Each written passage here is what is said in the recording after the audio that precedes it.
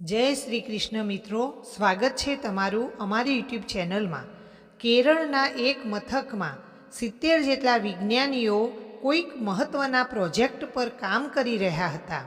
કામના દબાણને કારણે અને ઉપરી સાહેબની માગણીઓને કારણે એ બધા જ વૈજ્ઞાનિકો થોડાક માનસિક તાણમાં હતા, પરંતુ દરેક જણ સાહેબને વફાદાર પણ હતા, એટલે નોકરી છોડવાનું ઈચ્છતા નહોતા।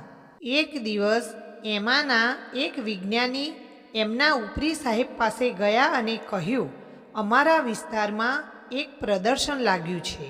મેં મારા બાળકોને વચન આપ્યું છે કે હું એમને એ પ્રદર્શનને મુલાકાતે લઈ જઈશ, તેથી મારે આજે સાંજે 5:30 વાગે ઓફિસેથી ઘરે જવું છે।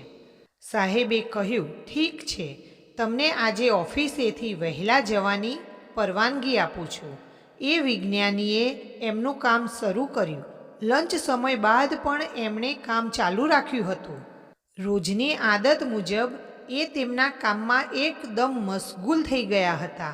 છેવટે જ્યારે કામ પૂરું થવા આવ્યું ત્યારે ઘડિયાળમાં નજર કરી તો એમાં રાતના 8:30 વાગ્યા હતા।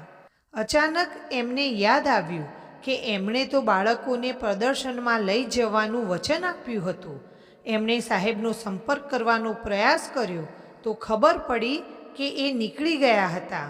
સાહેબે તો સવારથી જ વિજ્ઞાનીને સાંજે વહેલા જવાની પરવાનગી આપી દીધી હતી। વિજ્ઞાનીએ કામકાજ બંધ કર્યું અને ઘરે જવા રવાના થયા। બાળકોને નિરાશ કર્યાનું દુઃખ એમને સતાવતું હતું। એ ઘરે પહોંચ્યા। બાળકો ઘેર નહોતા। એમના પત્ની ઘરમાં એકલા બેઠા હતા અને ન્યૂઝપેપર વાંચી રહ્યા હતા। મામલો ગંભીર હતો। પોતે કંઈ પણ બોલે તો આકરા વેણ સાંભળવા પડે એવું હતું। ત્યાં જ પત્નીએ પૂછ્યું, તમારે કોફી પીવી છે કે સીધા જમવા જ બેસવું છે? જો ભૂખ લાગી હોય તો? વિજ્ઞાનીએ જવાબ આપ્યો, જો તું પણ પીવાની હોય તો આપણે બેઉ કોફી પીએ, પણ બાળકો ક્યાં છે? પત્નીએ જવાબ આપ્યો, તમને નથી ખબર? તમારા સાહેબ સાંજે 5:15 વાગે અહીં આવ્યા હતા અને એ બાળકોને પ્રદર્શન જોવા લઈ ગયા છે।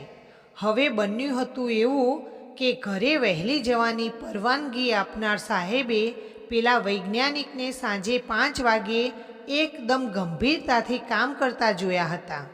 એમણે વિચાર્યું હતું કે આ માણસ કામ નહીં છોડે, પરંતુ જો એમણે એમના બાળકોને વચન આપ્યું હોય તો બાળકોને પ્રદર્શન જોવાનો આનંદ પણ મળવો જોઈએ। તેથી બાળકોને પ્રદર્શનમાં એ પોતે જ લઈ ગયા હતા।